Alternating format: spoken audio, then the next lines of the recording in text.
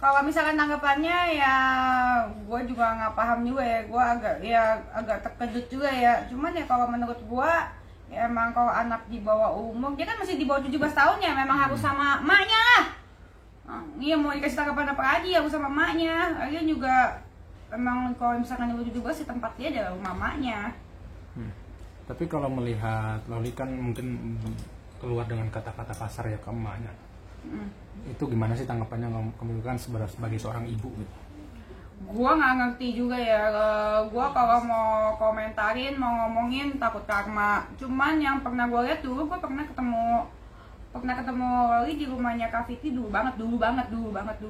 Dan dia nggak kayak gitu, baik, orangnya baik. Yang maksudnya nggak, yang gue lihat ya, mungkin gue juga baru lihatnya sekali doang, ya nggak kasar terus gitu, sama mamanya juga kayak sayang, nurut, ikut gitu sih. Dan menurut gue yang dia ngomong itu bikin gue terkaget-kaget sih, biarpun gimana pun, walaupun gue juga bukan orang yang suka sama Nikmer ya, tapi kalau gue posisikan diri gue sebagai ibu, dikata-katain kayak gitu, omongan kotor, omongan kasar ya, itu menurut gue udah keterlaluan. Biar gimana pun ya dia itu seorang ibu, dia yang ngelahirin. Kalau misalkan nggak ada emaknya ya nggak ada anaknya sekarang ya. Biar gimana pun separah-parahnya dia masih disekolahin sih menurut gue. Di sekolahnya di luar negeri lagi kan nggak murah dan mahal. Dan kenapa gue bisa ngomong gitu, karena mungkin kalau gue nggak bisa ngomong gitu ya. Mungkin gue ikutan ngatain apa segala macam. Tapi kalau gue yang sekarang, gue udah di posisi single mom, gue tuh paham. Jadi susah payahnya. Jadi sejak gue single mom ini kan tujuan gue cuma satu, cuma pengen kerja buat anak gue biar bisa sekolah tinggi, biar anak gue bisa sekolah di luar negeri, biar gue bisa mengasih pendidikan yang terbaik buat anak gue, biar bisa kasih yang terbaik buat anak gue. Ya pasti sakit hati lah jadi Nikmer ya, dikatain sama anaknya sendiri kayak gitu, parah sih menurut gue, keterlaluan. Omongan yang dikeluarkan tuh parah banget, yang gue baca di storynya itu. Tapi kalau misalkan melihat penjemputannya sendiri gimana sih, kan bisa dibilang lo ini nangis histeris gak mau dijemput ya? Kalau lu lihat secara kemanusiaan yang itu, misalkan lu lihat gitu, kok parah banget dijemputnya gitu kan, kok parah banget dijemput ya, seolah dipaksa kayak gitu kan. Tapi kalau pertama lihat pasti begitu. Tapi kalau misalkan menurut gue, ternyata si Loli itu kan masih di bawah 17 tahun. Itu masih hak anak, masih hak emaknya lah. Memang harus diurus sama emaknya gitu. Dan bukan di bawah umur, bukannya tinggal di tempat lain sih, kecuali kalau misalkan dia udah 17 tahun ke atas tuh. Tapi kalau ditemani kan ada abangnya, sampai dokter Oki juga ikut nenangin, itu gimana sih? Ya bagus dong. Ya bagus dong, ada yang nenangin dong. Ya anaknya juga ngatain juga parah sih, kan anaknya juga nggak mau pulang terus segitu. Apalagi kalau misalkan ada kata-kata yang katanya sampai hamil, itu menurut gue sih ya maklum juga sih ya. Gitu sih. Gue kalau sekarang mau ngomongin orang takut karma, lu tau gak? Beneran deh. Jadi gue tuh sekarang tuh kalau misalkan mau ngomong apa tuh udah gak bisa cepat-cepat kayak dulu lagi. Gue bikin aja, gue ngomongin apa tuh gue kayak gitu, gimit amit cabang bayi. Sekarang kan karma kan nyampenya udah kayak pakai private jet ya, cepet kali loh. Tapi ngelihat Loli nih, bisa dibilang kata orang-orang netizen bucin banget sama kekasihnya, Padel. Itu gimana sih melihatnya? Apa? Ya, melihatnya sampai sekarang kan ya. Kalau menurut gue sih ya, itu kan kalau misalnya masih kecil itu ya pasti kan cinta monyet ada ya, tapi kan bukan cinta sama monyet harusnya ya. Cinta monyet itu memang ada kan gitu. Tapi menurut gue yang dari sisi ini ya, kalau kayak gini ya, yang salah sih menurut gue sih Padel, menurut gue. Karena dia cukup lah cari pembelaan kiri kanan ya kan. Pembelaannya bukan sama orang yang bener lagi kan, jadi masalahnya tambah ngejerumus ya kan. Begitu udah salah di mana-mana, dia mau ngomong apapun menurut gua salah, karena yang dia tuh sama anak di bawah umur. Kecuali kalau misalkan si Lolinya misalkan anaknya ini umur 20, umur 30 ya terserah deh ya.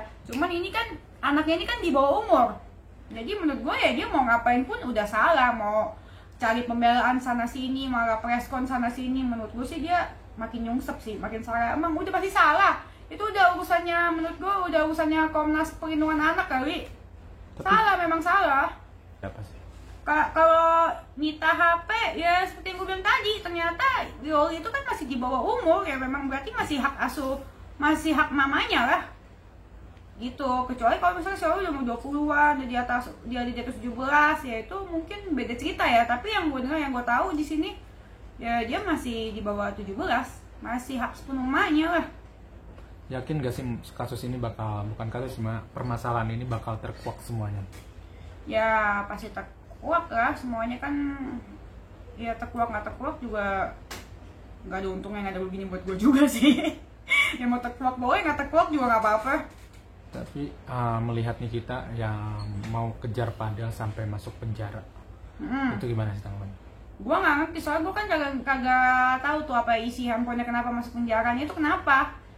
Yang kalau misalkan dilihat dari bukti, yang kalau misalkan dia emang benar hamilin anaknya, si katanya pernah hamilin itu masuk penjara, benar pernah hamilin ya sih, gue percaya sih bisa masuk penjara. Karena kan lo berarti ngamilin anak di bawah umur cuy, ya itu emang kagak boleh lah di mana-mana.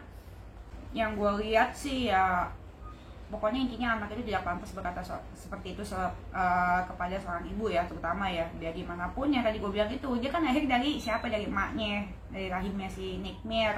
Terus gitu digedein juga, di sekolahin, dikasih makan, bukan dikasih makan, dikasih sekolah di luar negeri. Ya menurut gua nggak pantas sih, nggak pantas ngomong kayak gitu, nggak ada seorang anak yang pantas ngomong gitu sama ibunya.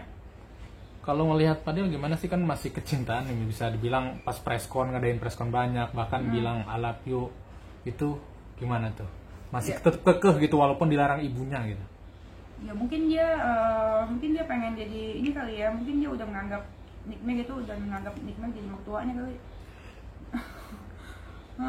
Harusnya dia minta apa ya, nggak tahu, jadi Nikmirnya mau nggak tuh nerima dia jadi menantunya. Tapi lihat Fadel menunjuk Rasman gimana nih? Rasman, ya udah itu harusnya kita turut senang ya guys ya. Fadel menunjuk Rasman tuh kita harus turut senang buat Rasman. Akhirnya Rasman punya klien baru, itu kan sesuatu loh guys ya. Dia punya kerjaan baru, terus dia gitu. Ya bagus dong buat Rasman punya kerjaan baru. Mungkin yang kurang bagusnya buat Fadel ya. Tuh kan gue di ngomong gitu ya. Iya. Tuh ya guys ya, pokoknya udah nih sama gue apapun, gue tuh beneran gak sempat. Lu ngeliat nih rambut gue udah sampai kayak rambutnya Fadel. Nyisir aja gue gak sempet. Lu nyuruh gue komenin ngurusin orang, nyisir aja gak sempet. Sekarang tuh gue urusannya tuh ya guys ya, cuman bangun tidur, masak buat Jaden, terus langsung jualan daster, terus udah gitu ngurusin kantor, ngurusin karyawan, udah sibuk. Nih rambut gue udah terkodel-kodel rambut gue. Berarti udah cocok nggak nih rambut gue masuk keluarganya Fadel. Tinggal apa nih, tapi bedanya gue kayaknya masih wangi deh. ya mungkin untuk Udah beda lah. Pada netizen juga nanya, kakak tolong gitu urusin Rasman, tolong turun gunung. Nggak bisa, dulu tuh gue single, gak ada single. Terus udah gitu belum ada tujuan hidup, ya kan. Sekarang kan gue ada tujuan hidup, ada anak, ada kerjaan. Terus gitu tanggung jawab gue makin banyak, usaha, terus gitu live banyak kerjaannya. Terus gitu gue juga udah takut ya berkata-kata, bukan takut ya, nggak mau lah gue berkata-kata yang jelek-jelek, karena kan rekam jejak digital kan nggak bisa hilang tuh. Jadi ya gue maunya anak gue lihat gue ya yang baik-baik aja, ucapan yang baik-baik aja. sempat Gitu. bete gak sih? Lagian terus jangan ini juga deh, jangan nanyain ke gue yang jelek-jelek gitu, yang mukanya jelek jangan nanya ke gue, gue takut ketepak jadinya ya, amit-amit cuy ya. Oh iya, separah-parahnya Maya itu ya tetap aja itu mama lu nggak boleh kurang ajar ya kan, nggak boleh kurang ajar, nggak boleh durhaka, bersyukur aja punya ibu masih disekolahin, terus begitu masih dikasih makan enak, disekolahin. Di luar sana banyak yang digebukin nggak dikasih makan. Kalau lihat berita terus kan ada tuh anak yang ada duit, orang yang nggak punya duit, ada yang disundut-sundutin, lu tau nggak beritanya? Nah itu ada juga tuh sundut mukanya. Ini kalau dia menurut gue ya udah dikasih hidup enak, terus gitu kalau misalkan dia mau ya udah dikasih hidup enak, maksudnya udah bisa makan, udah bisa apa ya bersyukur aja gitu. Mungkin dia lagi tantrum kali ya, puber. Buat Nikmir menghadapi buat Nikmir ya apa ya, lanjutkan lah ya, dia mah gitu-gitu aja, lanjutkan lah. Mau gimana lagi. Kalau untuk Fadel? Buat Fadel ya semoga jangan salah pilih pengacara ya. Nanti kalau misalkan kan sekarang udah nyungsep tuh menurut gue ya, dia udah salah, dia mau ngapain, nengok kiri nengok kanan udah salah aja. Jangan kebanyakan ngemeng, minta maaf, mendingan cari jalan damai. Terus gitu dia mau kawinin, gue dengar tuh baca tuh Iya. FYP katanya mau kawinin anak di bawah umur, mau dikawinin ya.